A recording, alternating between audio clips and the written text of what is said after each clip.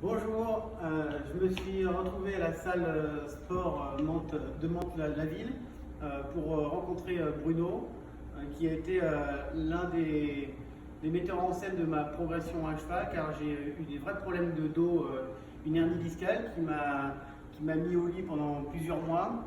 Donc j'aurais aimé, Bruno, que tu expliques un petit peu les exercices qu'on a fait pour pouvoir me sortir de ça. Donc il a fallu aider Greg à se libérer de cette petite hernie. On a donc commencé par remobiliser le bassin et redynamiser tous les mouvements liés au bassin à partir du travail sur ballon.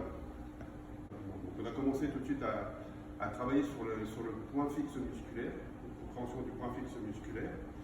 Si je suis trop technique, tu vas mettre ça dans ton milieu du cheval. C'est-à-dire que j'ai un petit peu de mal à comprendre le point fixe musculaire. Alors, le point fixe, c'est tout simple. Le muscle, pour fonctionner, c'est comme un élastique. Pour pouvoir tendre un muscle ou le raccourcir, il faut toujours un point fixe. Donc, nous, on a pris comme point fixe, pour libérer le bassin, le point fixe supérieur des abdominaux, le plexus solaire. Ou, pour globaliser, et que ce soit plus facile à comprendre, les épaules. Donc, on a commencé par fixer les épaules et apprendre à mobiliser le bassin sur le ballon sans défixer les épaules. Donne un petit exemple, Greg, de ce qui se passe généralement quand on commence à mettre le ballon en action. C'est tout le poids de corps qui bascule sur l'avant. Les épaules qui vont avec le bassin. Voilà.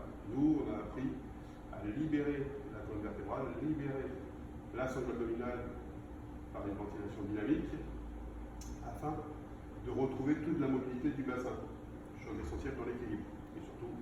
Donc là, en fait, l'idée, c'est d'avoir des épaules qui sont vraiment un point fixe, on va appeler ça aligné, et le bassin qui va pouvoir circuler en dessous des épaules. Autonome.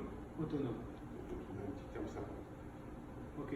Donc là, si je le fais, tu me dis stop si je me trompe, mais voilà, je fais avancer mon ballon, reculer mon ballon, et mes épaules restent toujours au même endroit. Reste fixe. Que j'aille à gauche ou à droite, c'est pareil. C'est pareil.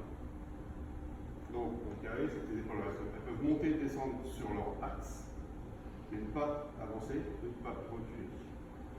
Si ton bassin part sur l'arrière, sur une antéversion, et que tes épaules accompagnent ton bassin, tu créeras un déséquilibre. La chute.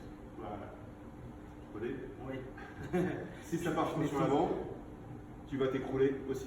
Pareil, la chute. Donc, on fixe les épaules et on va mobiliser le bassin sans défixer ses épaules.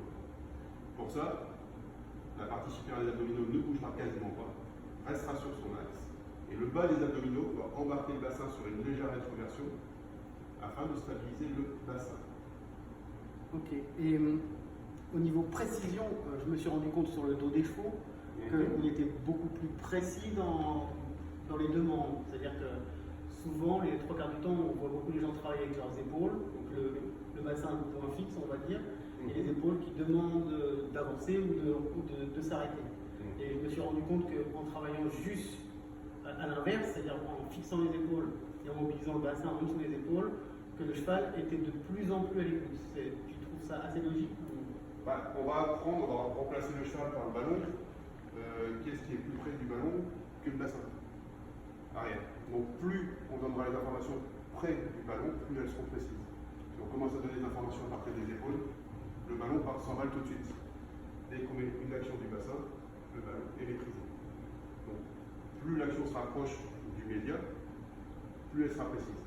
Dans le prochain épisode, on va se retrouver sur le dos du cheval pour pouvoir mettre en pratique tout ce qu'on a vu aujourd'hui.